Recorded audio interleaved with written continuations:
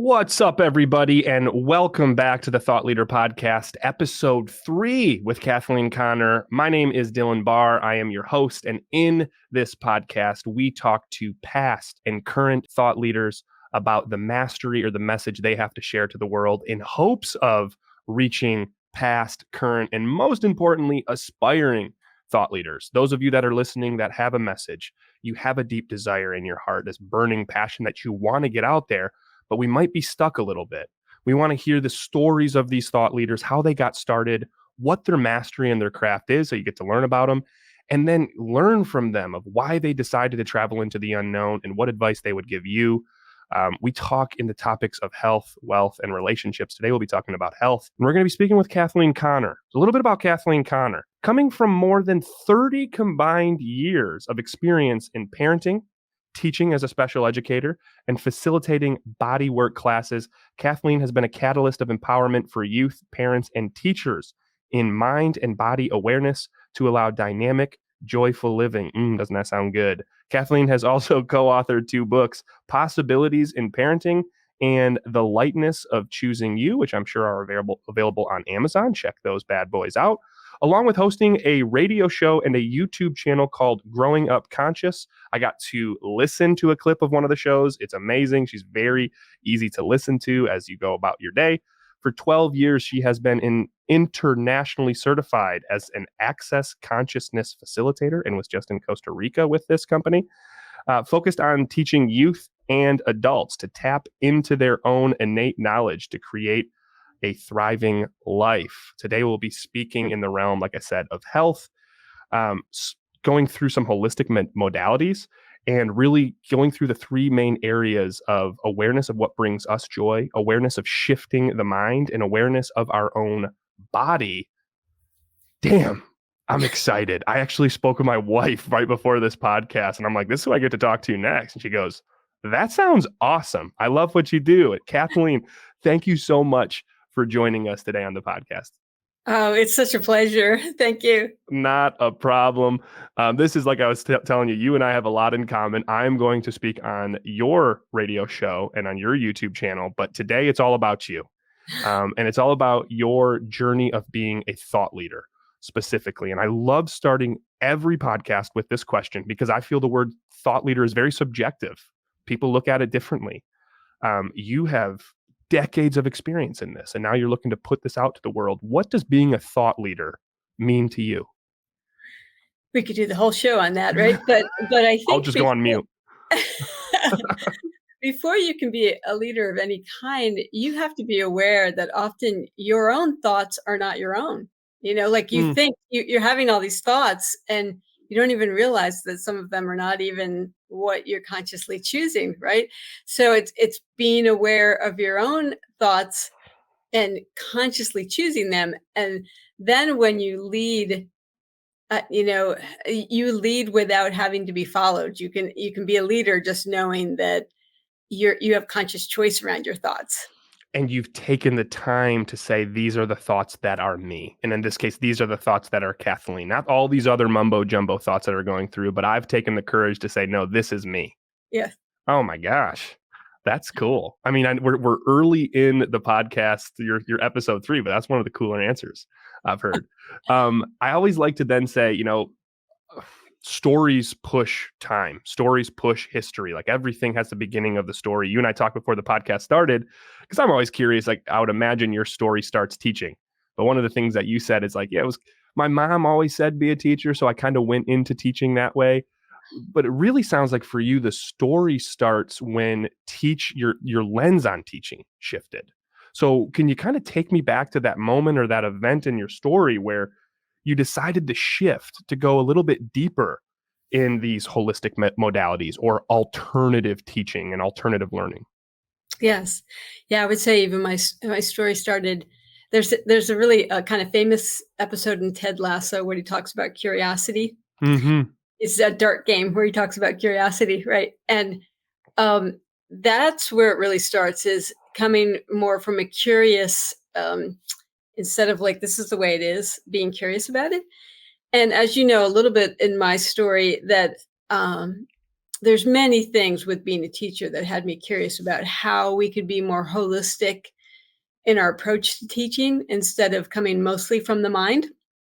But then my son also had a reaction that made his brain chemistry kind of go all over the board, and that even shifted me more into how can we address how can we have this life that kids have where they're expected to go to school or be schooled in some way, and also take care of all of us, all aspects of us, and keep ourselves joyful and alive and in total conscious choice. You know? Mm. And with this, man, I love that episode of Ted Lasso. It's probably one of my favorite scenes. I'll go back and watch it on YouTube. And then seeing something so closely that hits home with your son, and then being like, man, it's not only the day-to-day that he has, right, going to sit in a class for 8 hours, but also then the energy you bring to this as well. Were there any specific modalities that you went into early on that like helped shift your focus to more of this empowerment? Not just empowerment of your child, but empowerment of yourself to give your kid. Yeah, I would say even way before I had my kids in my 20s, there's some things that came up in my own health that I had to look at. I started studying more from like input with food. Like I started studying the Ayurvedic modalities for myself. And then I got into with teaching something called Yoga Calm for Children. I also studied NLP, which stands for Neuro Linguistic Programming, where you look at the difference between visual, auditory, kinesthetic learning, among many other things. You look at how the brain works, how you can change the story, like some negative stories that you have in your mind. But then I also studied body talk system, and then I was just like in awe of the things that, oh man, I could do Mm-hmm. hours just on that.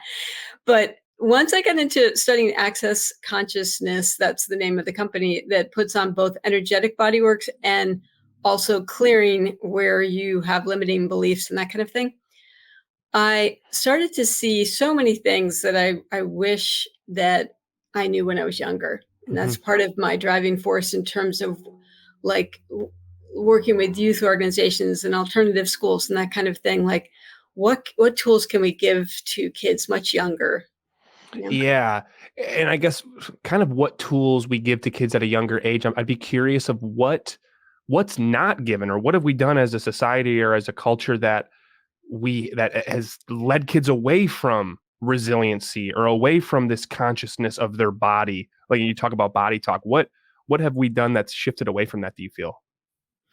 Well, for one, as everyone knows, there's much more exposure to so many things going on in the world with all of the, smartphones and all of the exposure media wise. There's Mm-hmm. so many things that when I was young, it's not like other than what my parents might have talked about, I wasn't that aware of all the things that could have been really depressing on a global Mm-hmm. front. And there's a time and a place for that, right? But there's so much bombardment now of all sorts of things that could go wrong, for youth for sure. Mm-hmm. But forever, in terms of once public schools got rolling, there's a dishonoring of the body, and dishonoring of creativity. But so we'll talk more about the body later, but kids that really are trying to honor their body and move a little bit often get the label ADD, right? Mm-hmm. So the dishonoring of the body, like so much of school is focused on the mind, and instead of like, how can we honor the body and learn at the same time? Yeah. How can we go to the bathroom when we need to go to the bathroom, move around when we need to move around, and also learn what we need to learn. So that way we kind of make it harder for sure. And there's a lot of things, of course, but that's one that comes up. Yeah, I remember I was listening to one of your outlets when you were talking about how often you'll just communicate with your body, right? I think it was like the knee, like, man, what's going on right now with your knee? It's like, what am I feeling? And allowing yourself that communication with your body. And it from what I'm hearing from you, it is like, let's kind of put the body to the side those 8 hours a day when we're at school, and let's focus mostly on the mind.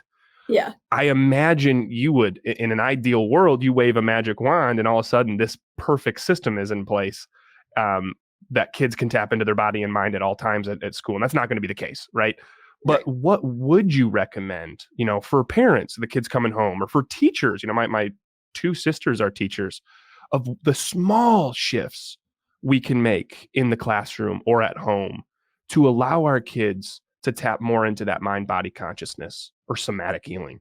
Yeah, as a teacher, there is something else I studied called brain gym, Mm, where it can focus on body movement breaks, but that's just kind of like a little ad. Like if you have to fit into a traditional public school format and you don't really have your own flexibility as a teacher or as a parent to change that traditional format, then giving as many body breaks where you stand up, you stretch, you move certain ways that actually support learning, you know? mhm, Um, and even not movement, even just giving your brain a break. Like if recess is only one way to do that, even just like having some quiet time, like for some kids, just having some quiet time during the day would be wonderful. Or having like I know from working with kids on the autism spectrum, having like a quiet dark space can be mm, calming. So if you're trying to fit in within that format, but like I went to this school here in Florida called Flatwood Forest School, and it's for young kids. It's some of them are preschool age and some more like grade 1, 2, but they do a lot of time in nature because they mm, have their school out really close to the woods. And so even though they're doing reading and they're doing some school work, they're also getting nature time. And that is so yeah, at the charter school I worked at before I left full-time teaching in Oregon, Springwater Environmental Sciences School, they would have half a day on Friday where they would go out and do exploration in the woods. They would still use it as learning. Like, what mhm, do you observe? What do we know about that? Like, depending on their level, their grade level, they were using that time outside to also be a learning time. mhm. Um, so those are some things. Yeah. And with it too, because it's like we talk about there's certain things you can do within the parameters of public schools, right? Let's just have time to move certain ways, or let's give ourselves some quiet dark time. If you're in the uh, if you're teaching kids with potential autism or cognitive impairments, right? Um, I mean, guess without giving a little too much, is there any specific body movements? Like you said, there are move certain ways to help us when it comes to learning. Is there specific types of movements that you would be recommending? Well, if when you look at something like brain gym, there's things where if you're left to right, like Hmm. if you're moving this arm to the other side, like left to the right, both your arms and your legs help cross over for the brain. Hmm. So there's that kind of thing. There's something called cross crawl where your right hand is touching your left knee, that kind of thing. Hmm. That's helpful. But also giving some where you can, giving kids some autonomy and like, what would your body like to do right now that still will be okay with you, with the kids around you, Hmm. Hmm.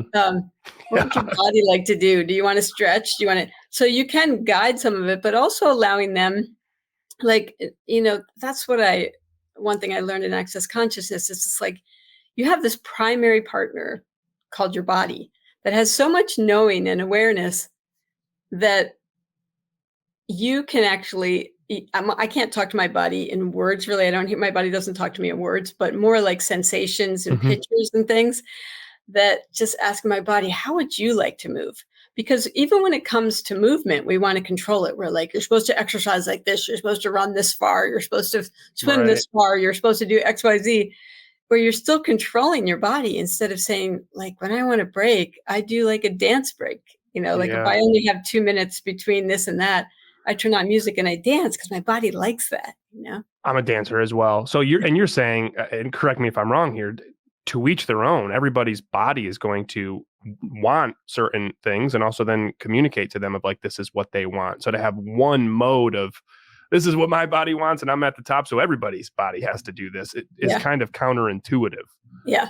Yeah. So for And anyone, the age too, because I've tried to have like teenagers do try to lead them in some way, and they're like, "Oh, please," So it depends on, age and how embarrassed they are around their peers and everything else. It's a really good, actually, it sparks another good question, because you get to those too cool for school years, right? Yeah. 13 to 18. It's when I use the I hate you to my dad, and I've apologized. I don't know how many times since, but what would you recommend for the teachers or the parents that have to deal with these little jerks? Well, there's so much that gets them in that mode. I say that because just being in Costa Rica, we had a 20-something-year-old young man driving us up to the resort that I was going to, called El Lugar. And his curiosity and his openness and his vulnerability is different than what I generally see here in the United States. So there's so many ways that we kind of get, maybe having raised two sons, I noticed this too, where we kind of get our kids in that mode of like barriers up, or I don't care kind of barriers. Mm-hmm. So we do have to be aware of that, but that just even getting their, again, getting their feedback, like, hey, I want to give us a chance for our bodies to stretch. What do you guys actually like to do? What would you be comfortable doing? And getting their feedback, because every group is different. Yeah. You know?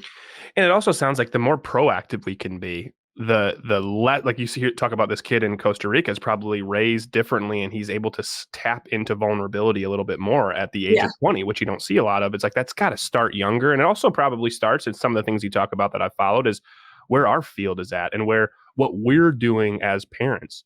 It gets me excited. I just had my first son. He just turned 6 months, so I got my best dad ever shirt on. My wife and him got for me, but it's incredible that we have people like you out there that can help people become more proactive. My mom didn't have any of that, and that's no fault of her own, but Yeah.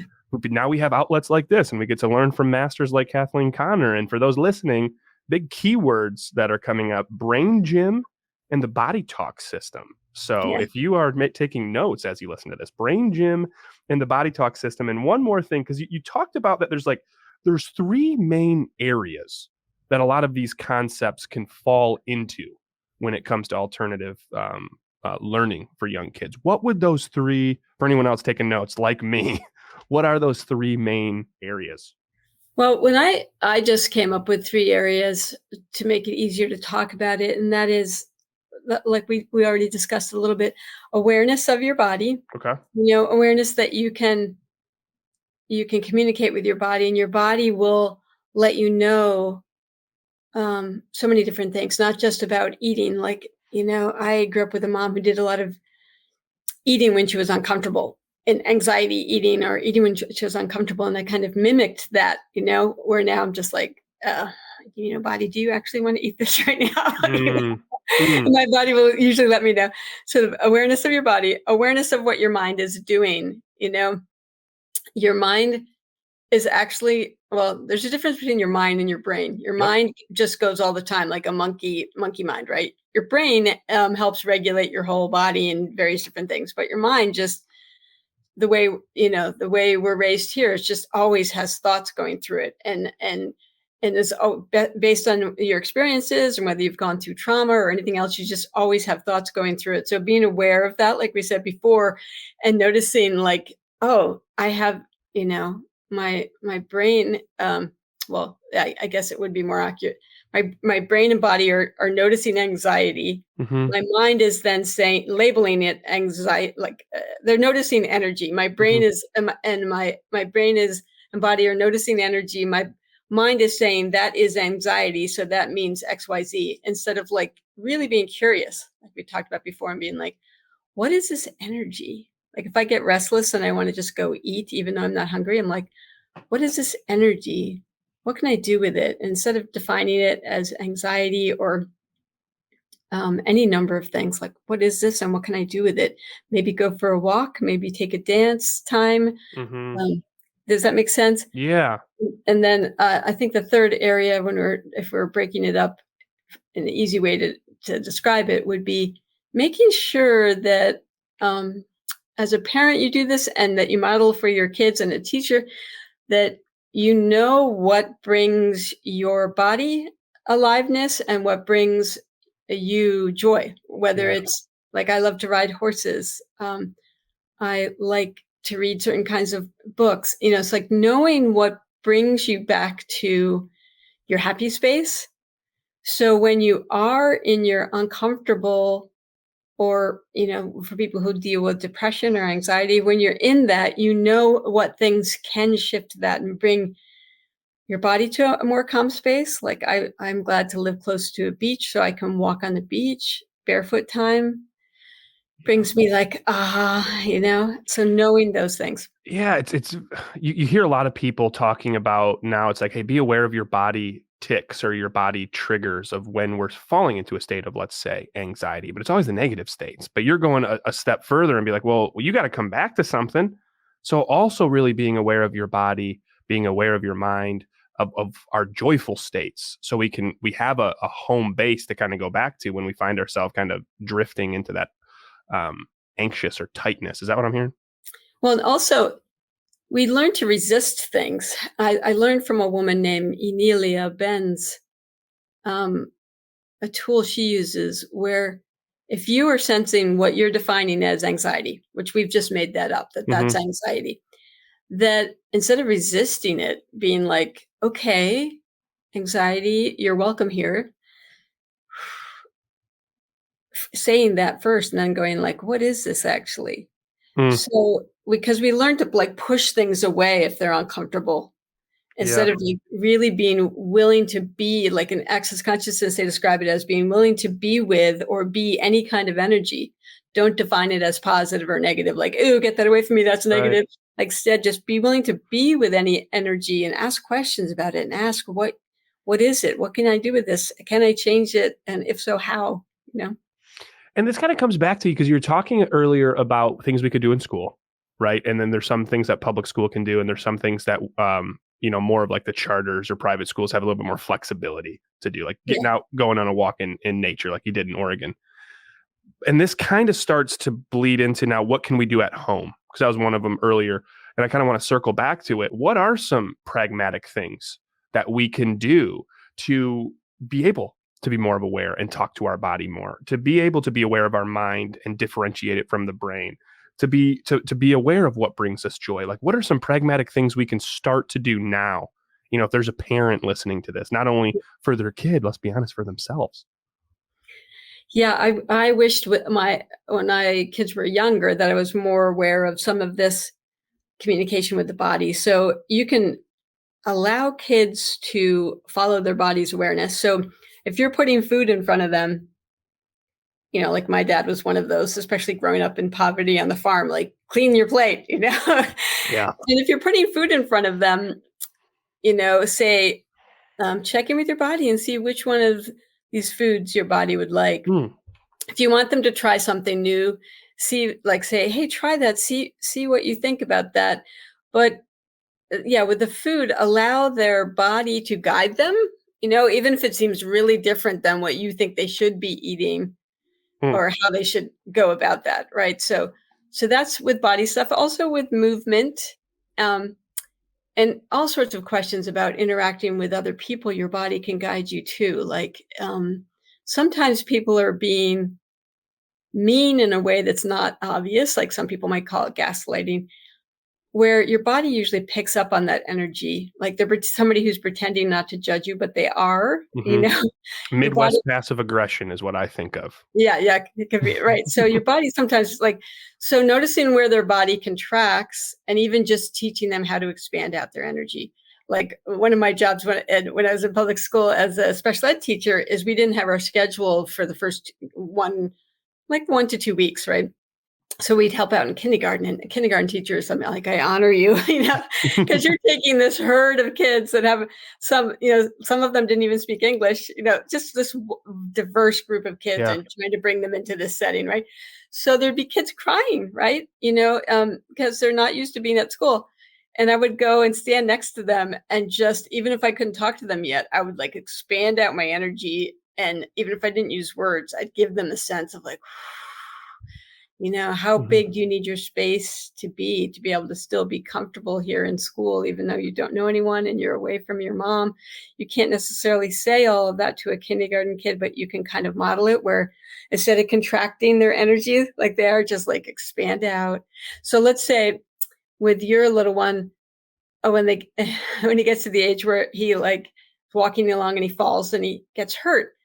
It's easy, and I've done this many times as a parent, we contract because we don't want our kids Yeah. to hurt, and the kids, like, then they feel your contraction and they're in shock, and then they instead of like consciously expanding out and being like, hey, how you doing, and not reacting to it, Yeah. that also, and there's a million things, but showing kids that they don't have to, like, conscious choice. We feel like we either have to align and agree with people or presenting to us, or resist and react to it. Instead of conscious choices, having your barriers down and just being curious and asking questions about things. So modeling for your kids that you don't have to fight back to change things always. Yeah. You can be conscious of things and then ask questions. Yeah, and then that's more the body things, but the mind things, I do think taking some time. There's like kids guided meditations that are Yeah. kind of fun, Do and you as do you recommend any specific guided meditations, or do you have any of your own? I haven't made any, but that might be a fun thing to do. But I can't really recommend any. I've just heard some Okay. really good ones, but I can't think of any names off the top of my head. But I'm sure if somebody Googles that, they would find all sorts of fun stuff that way too. And what are your thoughts? I want to recap some of the things that I'm hearing. You see me take a bunch of notes. The last one, which I think is so important, right? Like awareness of what brings us joy, because everyone is so different. And you think a lot of times, you see a lot of times is parents will live vicariously through their kids, and they kind of vicariously push their agenda on their kids of, Right. my dad loved hockey, so I like hockey, right? Yes. Which I do like hockey, but maybe it's because my dad told me. What are pragmatic things we can do at home at a younger age to help these? Because I feel like you're living in the present moment as a kid growing up. Like, what are things we can do pragmatically to help our kids understand what brings them joy? Well, I would follow their lead, but also, can expose them to a lot of different things. Do they like painting? Do they like dancing? Do they like being in the water? Do they like climbing? Like, I have two of my siblings have grandkids now, my oldest brother and my youngest sister. And one's a little boy and one's a little girl. And they are so different from each other. Like the little boy, this sounds stereotypical, but he's so kinesthetic. He's rolling, he's moving.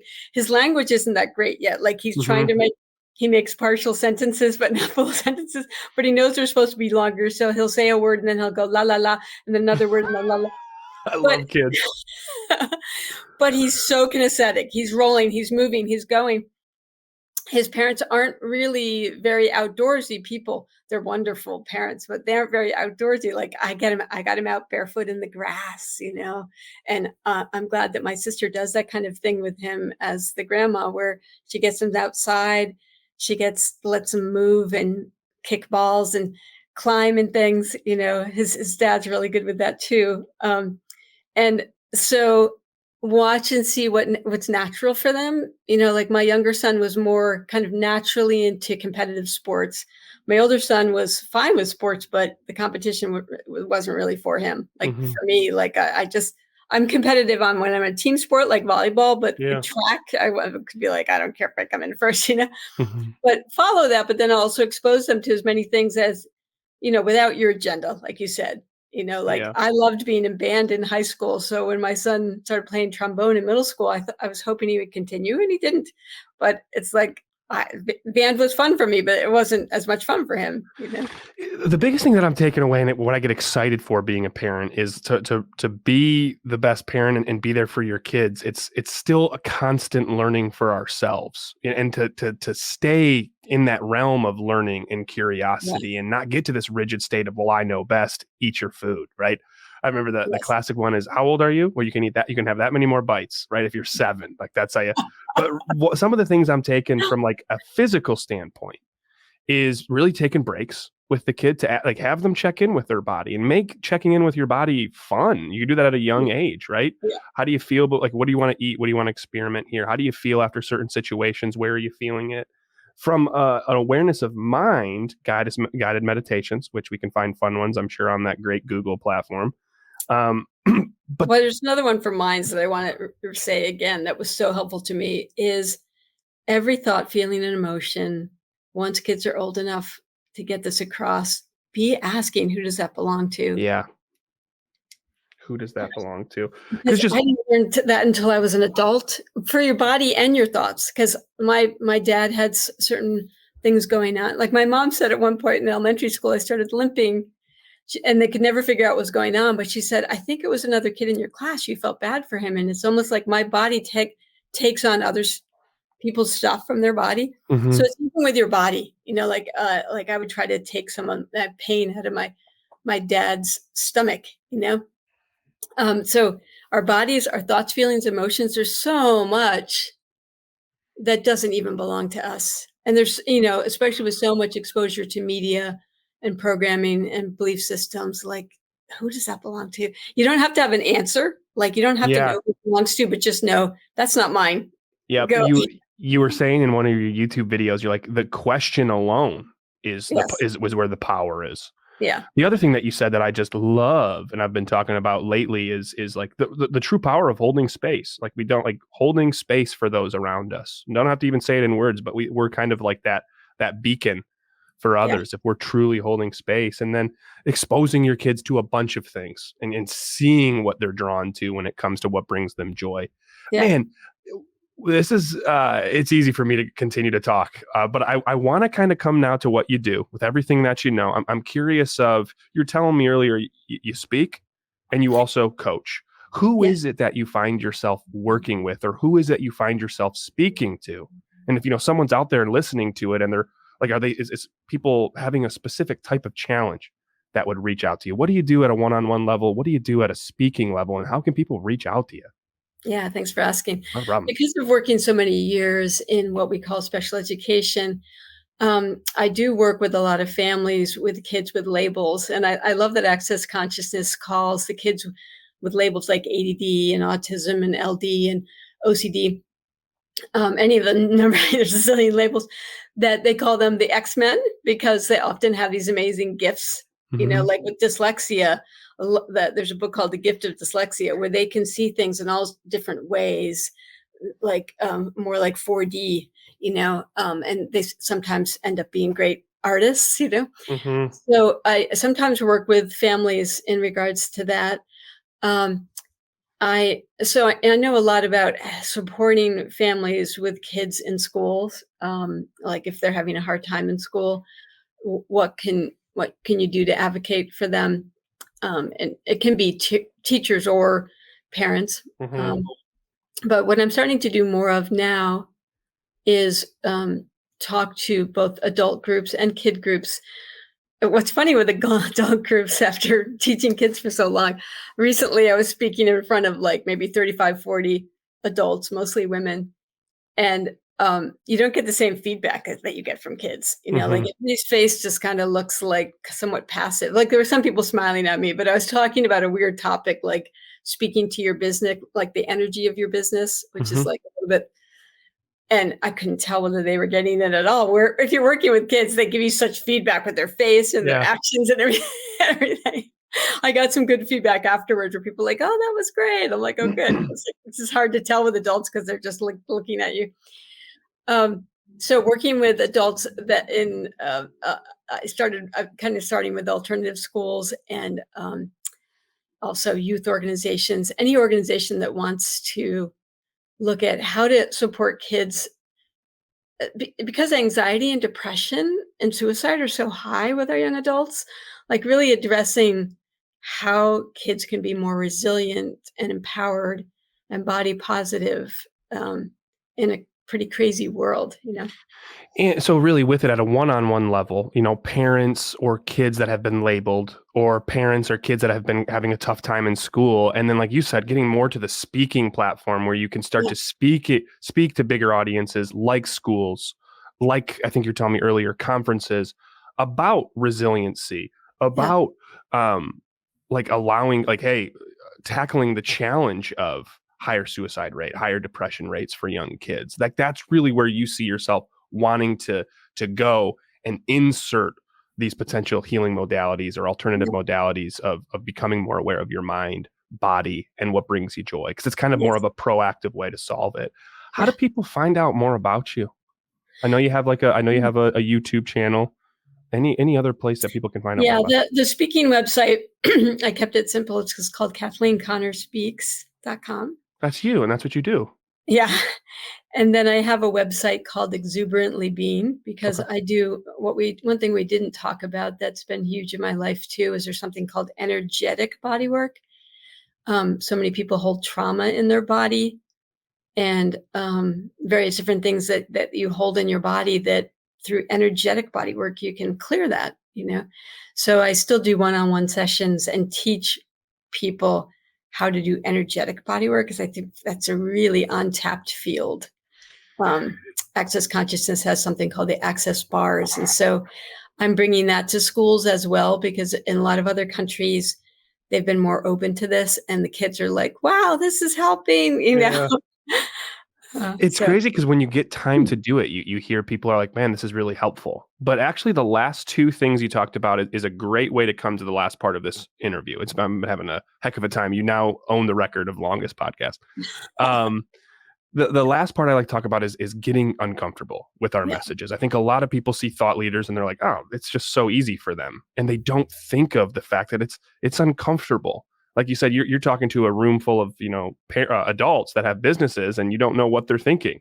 yeah, You're talking about holding space and energetic body work and, kids being X-Men. And a lot of the analogies that I hear from you, I'm a huge anime and comic nerd. So I'm thinking of the analogies, but I also know to say that or to speak confidently like that, you're going to get some head tilts, yeah. right? So you have an uncomfortable message. There's a lot of things that are uncomfortable for you to talk about to get out there.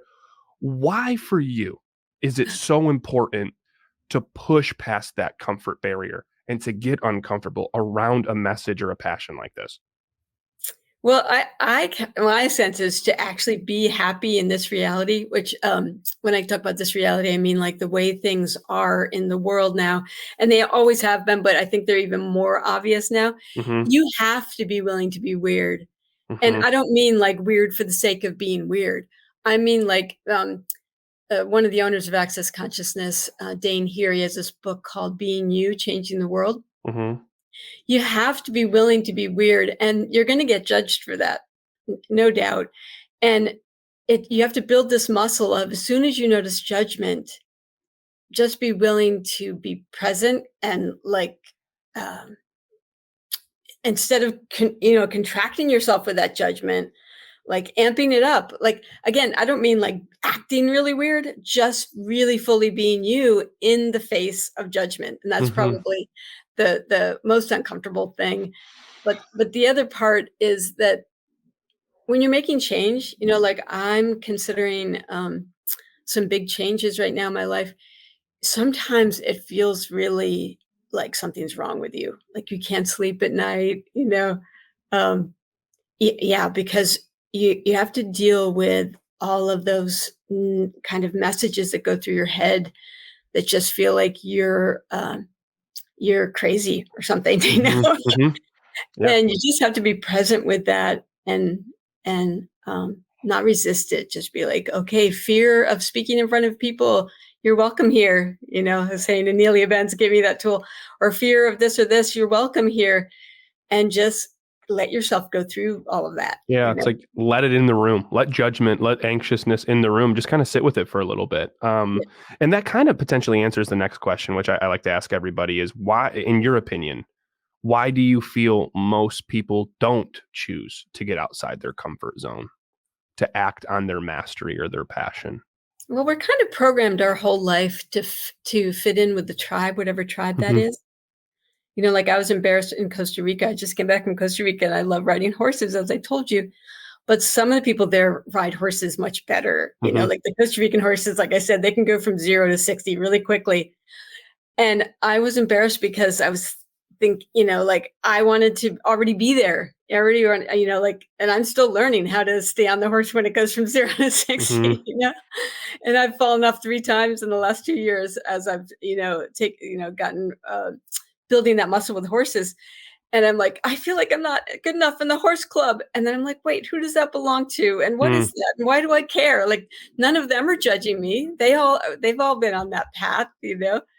So that aspect. What was the question you asked? Because I got so endorsed. Well, what I'm hearing is why people, the question being, why do people choose not to get outside their comfort zone? But what I've Yeah, heard from you is they want to assimilate with the tribe. And then it's for anybody. I mean, you speak on the concept of, being aware of your mind and what it says, and you can still fall victim to, oh my gosh, I'm not part of it. yeah, So everyone's going to have that, but it comes yeah, back to this. You've answered it. It comes back to the question of, who does this belong to? And so it seems like for you, it's a constant journey. And I think a lot of people don't realize that with the thought leader community is, hey, we're still working on this. The reason we're talking so much about it is because we've had this feeling of falling victim to it and working ourselves out. And that joy of working ourselves out of it is where the lesson is. So if I'm yes, constantly going through it, I want to tell more people about it. yeah. That's And my Go ahead. let your kids know that's Yeah. normal, Let your Yeah. kids know that's totally normal. Like if you're going through like just breaking up with a boyfriend. I remember my mom being like, just being present with me when I was really sad about, whatever drama I had just, and just let your kids know that's totally normal, you know? Yeah. And that goes to the last question of, what advice someone's listening to this right now. You've given a bunch, and I'm going to recap some of it as we exit here. But kind of the last chance for you. Someone's listening. Someone has this passion. Someone's been really on that barrier of comfort and getting uncomfortable. Maybe they tried and they failed a couple of times. What would the advice be that you'd want to give them to push into that uncomfort zone? Stop judging you. You can't be aware of what you can create in the world while you're judging you or while you're judging anybody else. And one of the biggest things I learned again with the Access Consciousness tools is when you think you're being judgmental, often you're just aware of other people's judgments. So Yeah, stop judging you. And when you think you're being judgy, ask like, is this me or not? And just, yeah, stop judging you. Just choose to be who you are. Like there is no right or wrong choice. Just stop judging you and start choosing things and see what it creates in your life. absolutely love it. Kathleen Connor, thank you so much for joining Thank us you. today and talking in the realm and the topic of health through the lens of being aware of our body, being aware of our mind, and being aware of our joy. I think is very cool. It's what separates these three components. I've learned a ton. I've learned about looking into brain gym, looking into some guided meditations for kids when my little guy gets older, learning about the body talk system, but most importantly, learning about what you do, growing up conscious, and your YouTube channel, and also Access Consciousness. You're a facilitator and everything you do there. Thank you. And the big takeaways that I took here today is stop judging yourself. People, if you're listening to this and you're looking to get uncomfortable and express yourself, stop judging yourself. To be happy in this reality, you have to be willing to be weird.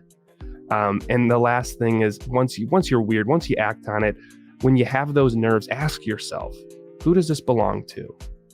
Thank you so much, Kathleen, and thank you so much, audience, for listening. We will see you on the next episode of the Thought Leader Podcast. Thank you. You're welcome. Thank you.